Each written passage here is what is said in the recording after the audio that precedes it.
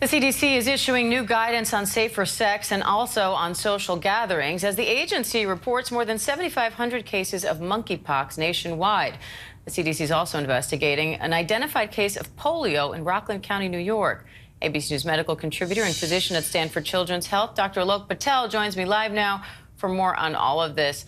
Dr. Patel, this new monkeypox guidance is really focused on avoiding physical contact with monkeypox patients. So if someone does contract monkeypox, how long does it take for you to see symptoms, and should you isolate?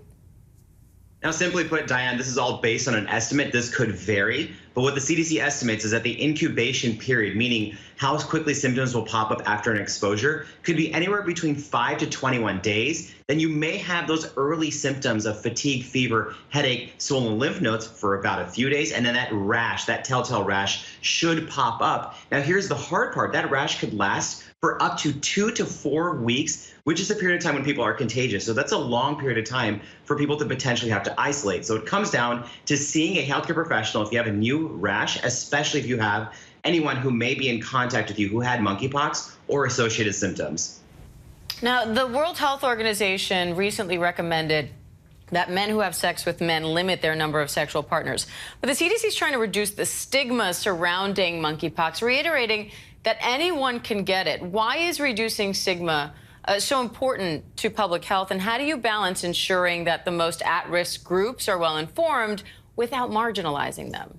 Dan, reducing stigma is paramount because scapegoating only leads to shame, stereotyping, and is nothing productive for public health. We have to learn from history. We saw scapegoating with the Spanish flu, with SARS, with MERS, with HIV when it was first called gay-related infectious disease, and with COVID-19 when it was labeled as the Chinese virus or Kung flu. What that leads to is shaming, people not wanting to seek care, and then also indirectly other people thinking that they're not affected because they're not in the specific demographic who is most at risk. So it comes down to the balance of reminding people that monkeypox is a human virus, but right now there is a group who is most at risk where resources and awareness should be directed. It has to be a bimodal approach. Now, the CDC is also investigating this new case of polio in Rockland County, New York.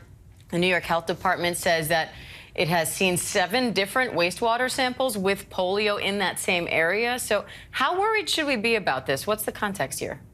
This is a symptom of a massively grave problem, Diane. We have not had our first case of polio originating in the United States since 1979. The last foreign case, 2013. So what this tells us right now is that we are not done with these viruses, these infections that could be prevented from vaccination. In Rockland County, the estimated polio vaccination rate for kids age 2 is about 60%. We need at least 80% for herd immunity. If we see a spread of polio, it could be absolutely devastating for the thousands of kids in the United States and worldwide who are not protected. We don't want to go back to the late 40s or early 50s when thousands and thousands of kids were left paralyzed from a disease that should be eradicated. Now, August, ironically, is also Vaccine Awareness Month. So what should parents know about childhood vaccines? Has anything changed? You know, simply put, parents should know that the reason that they may not have heard of or be as familiar with diseases such as diphtheria, Haemophilus influenza B, polio, pneumococcal meningitis is because vaccines work. And they've done an incredible job at preventing these diseases. The CDC estimates that for children born in the last 20 years, childhood vaccines will prevent 21 million hospitalizations and 730,000 deaths. And with vaccination rates slightly dipping right now because of hesitancy in the pandemic, we are at risk for seeing some of these diseases reemerge. Diane, I'll quickly tell you, at the March for Science in New York City, I was holding a sign about polio not being around anymore, and a woman approached me and told me a story about when she was in school in the 50s, the fear she felt when her classmates would leave because they were sick and not come back or come back paralyzed, and the hope the country felt when the polio vaccine came out in 1955. Those are feelings that we don't want to see again because we want to keep the diseases away. So make sure everyone out there asks the questions and gets their children vaccinated. All right, Dr. Patel, we appreciate it as always. Thank you. Thank you.